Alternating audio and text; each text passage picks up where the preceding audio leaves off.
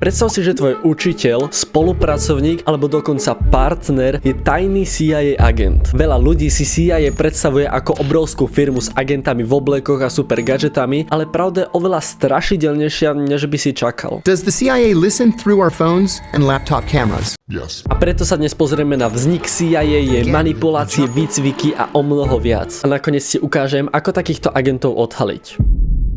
CIA alebo Central Intelligence Agency je obrovská americká organizácia, ktorá získava tajné informácie z celého sveta, aby sa USA dozvedela veci skôr, ako sa stanú. Ale nie je to úplne tak jednoduché a ten spôsob, ktorým to robia, je naozaj scary. Pred CIA bol v Amerike chaos, lebo všetky zložky, ako napríklad armáda, námorníctvo alebo FBI pracovali oddelene. Čo bol ale problém, lebo každá táto zložka mala nejaké informácie, ktoré boli ale neposkladané ako pucle. A síce už vtedy mal Amerika špiónov, ale vôbec to nebolo také premyslené a na takej veľkej úrovni, ako to má dneska CIA. Tento problém chceli vyriešiť počas druhej svetovej, kedy tieto nedorozumenia boli obrovský problém a preto vznikla prvá organizácia OSS, skrátke Office of Strategic Services. Ale táto organizácia tak vznikla len počas druhej svetovej, kedy tieto nedorozumenia bol obrovský problém, ale aj potom, ako druhá svetová skončila, tak si uvedomili, že tá vojna, ktorú bežný človek nevidí, tak stále pokračuje. Preto v roku 1947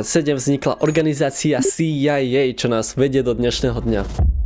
Dnes má CIA hlavnú budovu, teda o tej, o ktorej všetci vedia, v strede lesa v oblasti Langley, čo je blízko hlavného mesta Washingtonu, a ten celý areál sa volá George Bush Center for Intelligence. Je to veľká hlavná riadiaca budova, ktorá je prísne strážená. Trúfam si povedať, že je až tak prísne strážená, že sa tam takmer nikto, minimálne kto pozerá toto videjko, nedostane. Tá budova je tak prísne strážená, že nechcú, aby ste sa tam za žiadnych okolností dostali. Sú ale aj pripravené na okolnosti, keby sa tam niekto dostal, a aj keď samotná CIA nemá tak vlastných vojakov, ako napríklad armáda, ktoré by operovali po celom svete, tak v tom areáli Langley by ste ich našli niekoľko. Má naozaj obrovské parkovisko a čím by ste išli hlbšie do budovy, tak tým majú prísnejšie pravidlá, nefunguje tam žiadna Wi-Fi, žiadny signál, nemôžete tam mať ani vlastný mobil a vlastne žiadne svoje vlastné zariadenie, a presne v týchto miestnostiach tak riadia všetky tie tajné operácie. Toto to ale nekončí, lebo toto je len jedna budova, alebo lepšie povedané areál, o ktorom my vieme. Pravdou je, že CIA má po celom svete roztrúsené tzv. Stanice, alebo inak povedané safe houses, a áno, s najväčšou pravdepodobnosťou aj na Česku a Slovensku. Takéto stanice vyzerajú zvonku úplne bežne, reálne nemám ani čo k tomu povedať, pravdepodobne máte zaujímavejší alebo výraznejší dom alebo byt ako oni. Takéto stanice alebo úkryty používajú hlavne na dočasné misie alebo údajne pre agenta, ktorý bol odhalený, alebo na lepšiu komunikáciu medzi agentom a medzi ľuďmi, ktorí túto operáciu riadia.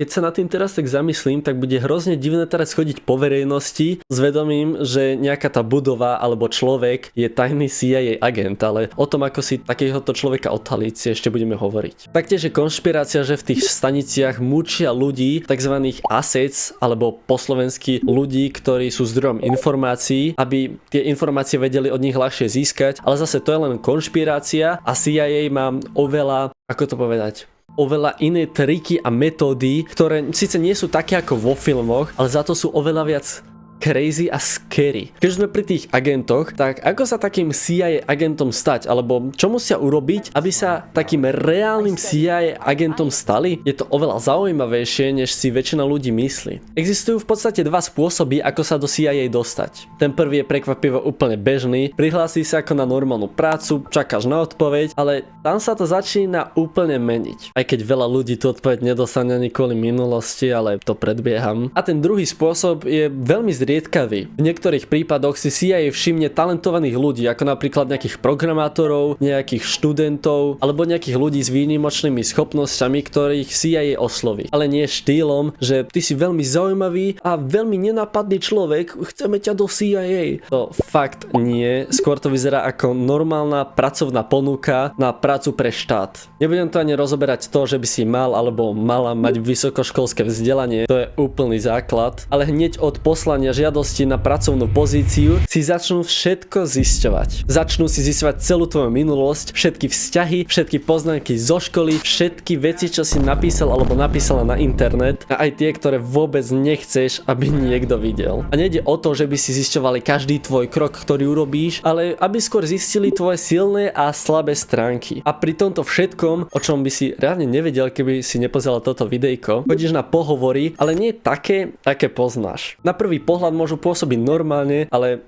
nie sú. Budú sa ťa pýtať naozaj nepríjemné otázky, ako napríklad zabil si niekedy človeka, alebo zradil si niekedy kamaráta. Budú sa ťa snažiť vystresovať, aby si bol nervózny a na všetky tvoje odpovede nebudú vôbec nijak reagovať. A ak ste prešli pohovorom, tak vás čaká tretia posledná časť, ktorú musíte zmeniť, aby ste sa CIA agentom stali. A tou je detektor lži. Vyzerá to tak, že prídete do celej bielej miestnosti, ktorej reálne nič moc nie je. Napoja vás na detektor, aby vám merali tep, dýchanie alebo potenie, čo reálne môže zabrať až 20 minút a znova sa začnú pýtať nepríjemné otázky. Čo je vo filmoch, ale je naozaj v realite, tak je to obrovské veľké zrkadlo, cez ktoré sa na vás pozerajú, ale vy ich reálne nemôžete vidieť, čo je podľa mňa naozaj cool. Ale keby som tam sedel a vedel, že za tým zrkadlom sa na mňa pozerajú, tak by to musel byť strašne hrozný pocit. A keď splníte všetky tieto podmienky kľudne aj po 2 rokoch, tak ešte stále nie ste úplne oficiálny CIA agent, ktorý môže normálne operovať, lebo reálne ste sa tam len prihlásili a oni vás otestovali. Aby ste ako CIA agent reálne mohli robiť tie operácie, a myslím teraz nie operácie akože v zdravotníctve, ale operácie ako tajné operácie, tajné služby, ak tak môžem nazvať. A aby ste ako CIA agent mohli robiť tie operácie, ktoré reálne môžu trvať aj roky, tak sa na ne musíte poriadne pripraviť aj fyzicky, psychicky a mentálne. Predsa len stávaš sa novým človekom a už nikdy sa na svet nebudeš pozerať tak ako predtým. Fyzická príprava je podľa mňa tá najľahšia, a to z viacerých dôvodov. Hlavným dôvodom je, že oni nechcú, aby agent vyzeral ako obrovský kulturista. To vôbec. Práve, že oni chcú robiť agenta, ktorý je fit. Rýchlo beží, pláve, vie bojové umenia, prežiť extrémne podmienky a zároveň pôsobiť normálne. Trénujú aj konkrétne situácie, ako napríklad keby sa agent ocitol v zajatí, keby sa musel schovávať alebo rozhodovať v stresových situáciách. Psychologické alebo psychické výcviky sú za to oveľa ťažšie, ale za to niektoré nadvedzujú aj s tými fyzickými. Učia ako manipulovať ľudí, ako zistiť od ľudí informácie, aby zistili, aké má človek slabiny a potom to využili, a oni majú vlastné simulácie, ktoré sú ale naozaj veľmi realistické. Napríklad únosy, držanie agenta ako rukojemníka, a je tam toho oveľa viac. Táto téma vznik CIA, výber agentov, výcviky agentov je naozaj veľká, takže ak by ste chceli niečo viac dopodrobná ako nejaké nové videjko, tak kľudne napíšte do komentárov, všetko si vážim, všetko si čítam, ďakujem. Teraz už je agent pripravený na veľkú operáciu, ale ako taká veľká reálna operácia naozaj funguje? Čo je cieľom, alebo ako v praxi vyzerá? Toto je časť, na ktorú ste čakali. Tak to nie sú nejaké kontroverzie, o ktorých si budeme hovoriť.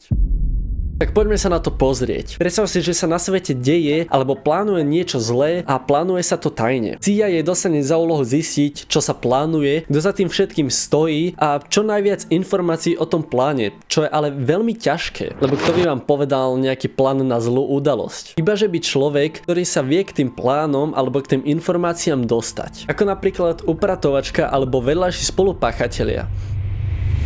Presne tak. CIA si o týchto spolupracovníkoch, alebo ako to oni volajú, targetmi alebo zdrojmi informácií, začne všetko zisťovať. Tento ich proces alebo systém zisťovania informácií o ľuďoch je u nich veľmi bežný, ako sme si napríklad na začiatku hovorili o tom prihlasovaní do CIA. A keď si všetko, čo potrebujú o tom targete zistia, napríklad kam často chodí, môže to byť napríklad nejaká reštaurácia, alebo nejaké slabiny, ako sú napríklad peniaze alebo zdravie, lebo v niektorých krajinách majú to zdravotníctvo úplne hrozné. A keď si o tom targete všetko zistili, tak vyberú agenta, ktorého na tú operáciu pošlu. Ten agent už vopred do toho ide s tým, že vie, za kým ide, vie, aké máš slabiny, vie, kam najčastejšie chodíš, môže to byť škola, práca, a tu už prichádza len tá samotná misia. A ten agent to musí urobiť tak, aby nikto nezistil, že je agentom, a to vôbec nikto. Ani štát, ani polícia a ani ty. Preto priletí, predstavte si, že na Slovensko, a začne žiť úplne normálny život. Toto veľa ľudí neočakáva, ale prvé dni, týždne alebo niekedy týždni, kľudne aj mesiace. Tam ten agent nič moc nerobí, ale len sa tam tak obšmieta, alebo zaraďuje, alebo len tak skúma tie priestory, kde sa ten target pohybuje, a to veľmi z ľahkého dôvodu. Veľmi z ľahkého dôvodu, to čo som povedal. A to, aby zapadol. Kým tým targetom je napríklad sekretárka, volajme ju kľudne aj Perla, to som inak našiel, že to je reálne meno. A Perla si chodí každý pondelok a piatok do kaviárne robiť veci na počítači. Toto už ten agent vie a popravde on sa s ňou ešte ani nestretol a už o nej vie strašne veľa informácií. Začne do tej istej kaviárne o takom istom čase bežne chodiť. Nič nenápadné. Len si vypiť kávičku alebo whatever. A postupne sa začne s Perlou rozprávať. Normálne sa k nej prihovorí, napríklad, že je pekná a že či by niekedy nezašli spolu von. Toto všetko bol už ale vopred stanovený plán a preto si jej poslala za Perlou chlapa jej veku,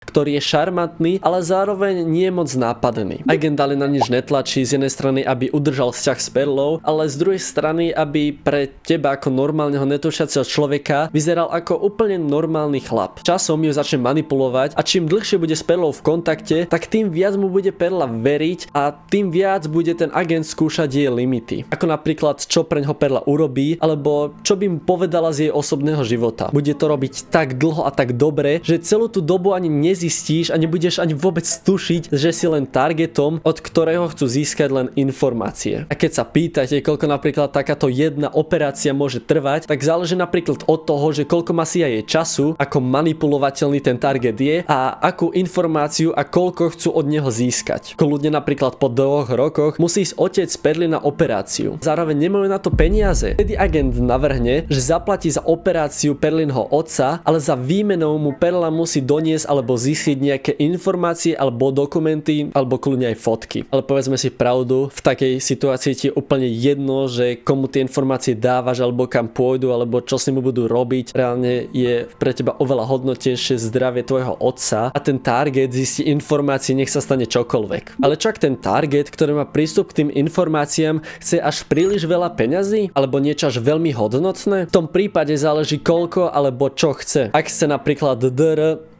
GI a tie informácie za to stoja, tak CIA mu ich dá. Ak chce 1 milión eur a tie informácie za to stoja, CIA mu ich dá. Najznámejší bývalý agent Kiryoku, ktorý oboplával celý internet a normálne sa stal až mímom, tak hovorí, že najväčšiu čiastku, s ktorou urobil dohodu, bolo 10 miliónov dolárov, čo je brutálne veľa. To ti vie normálne zmeniť život a do konca života ani nemusíš pracovať. Nedokázal som zistiť, že za akú informáciu dal tomu targetovi 10 miliónov. To musela byť ale dôležitá informácia. By ma zaujímalo, že čo za 10 miliónov tak uzavrel ako výmenu za akú informáciu. Čo ale dôležité povedať, tak popri tej celej operácii ten agent komunikuje so CIA, ktorí mu stále hovoria konkrétne, čo má robiť. Takže aj keď on je na to cvičený, tak stále dostáva pokyny, ktoré musí robiť. Jasné, že nemusí ale prijať všetko, ale sú aj situácie, kedy ti proste CIA ako agentovi povie, že sa musíš správať ako gay. Napríklad, aby si s targetom, ktorý tiež môže byť napríklad gay, tak aby si s ním mal bližší vzťah, aby ti mohol povedať viac informácií. To už je normálne next level. A všetko to majú až tak premyslené, že kľudne vám dajú tetovania alebo vyberú agenta, ktorý má tetovanie, aby sa tomu targetu viac zapáčil. A v niektorých extrémnych prípadoch tak kľudne transplantácia vlasov, ale to je už veľmi špecifické a toto sa veľmi často už nestáva. Zase transplantácia vlasov, môže sa to stať, ale veľmi malá šanca. Skôr už vyberú predom agenta, ktorý má najviac tých požadovaných vecí, aby nevyberali niekoho úplne iného a nemuseli ho úplne celého, ako to povedať, úplne zmeniť na iného človeka, úplne iné vlasy a všetko. To zase nie. Hlavná vec, aby sa čo najľahšie a čo najhlbšie vedel spojiť s targetom. Takže ak pracujete alebo poznáte niekoho vplyvného a príde za vami váš vysnívaný partner, dobre, to je už moc, ale je stále možnosť, že sa to stane. Predsa len podľa Johna Kiryoku je v Amerike cez 60 000 agentov. Čo je viac, ako som si myslel, ale pre nás je lepšia otázka, že koľko ich je na Slovensku alebo v Česku. My nie sme nejak vplyvné alebo problematické krajiny, ale šanca, že by tu žiadny agent nebol, tak je takmer nulová. Áno, aj ja mám divný pocit, ale radšej by som mal vedľa seba amerického CIA agenta, ktorý sa s tebou rozpráva normálne po slovensky, je s tebou kamarát a na konci ti dá veľké peniaze za to, že šéfovi ukradneš nejaké informácie a dokumenty ako nejakého homemade feťaka zo Slovenska. Ktorý sa po neho... Osobne si myslím, že ich tu môže byť okolo tých 100, čo sa týka aj Slovenska aj Česka dokopy. To, ako konkrétne manipulujú targetov, ako si o nich všetko zisťujú, techniky napríklad ako sadrat alebo 3 typy života, tak sú veľmi zaujímavé témy, ale sú hrozne nadlho a preto, ak by ste o nich chceli ďalšie videjko, tak viete, čo máte urobiť. Čo môžete urobiť a ja si to budem vážiť. Ako sme si ale spomínali, tak agenti útočia väčšinou na psychiku, čo sa ale veľa ľuďom nepáči. A ja sa vôbec nedivím, že to je kontroverzné. Zneužívajú slabosti človeka a aj keď ten človek môže z toho vo výsledku mať niečo veľké, nejaký veľký obnos peňazí, tak je to hrozne neetické a mám pocit, že teraz takmer vôbec nikomu nemôžem veriť. Poďme sa ale pozrieť na to, ako takého agenta odhaliť, aj keď to bude veľmi ťažké. Prvé pravidlo je, že sa zaujíma o vás, ale o sebe hovorí minimum. Keď niekomu veríte, tak sa mu aj zdôveríte a nebudete len vyzvedať. Ako druhá vec, takže na všetko je pripravený. On už ťa vopred pozná, takže ak by ste sa dozvedeli, že o vás niečo vie, čo ste mu vôbec nepovedali, tak by som si trošku dával pozor. Tak je to minimálne je to podozrivé. Čo agenti zvyčajne nosia, aj keď to nie je na prvý pohľad úplne viditeľné, tak je napríklad zápisník, ktorý môže mať šifrované vety a áno, reálne sa väčšinou bavia v šifrovanom jazyku medzi CIA a agentom. A ako posledná vec, tak zvyšovanie nátlaku a manipulácie. Manipulácia je silný nástroj, ktorý CIA stále využíva, ale ako sa proti takej manipulácii chrániť? Ak vás takáto téma zaujíma, tak budem rád, ak mi dáte vedieť, že by ste o takejto téme chceli videjko, či to už bude tuto dole na YouTube v komentároch alebo na Instagrame. A ďakujem vám za sledovanie a vidíme sa pri ďalšom videjku.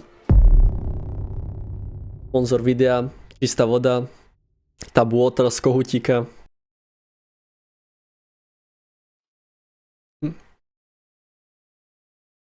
Alebo či v CIA som.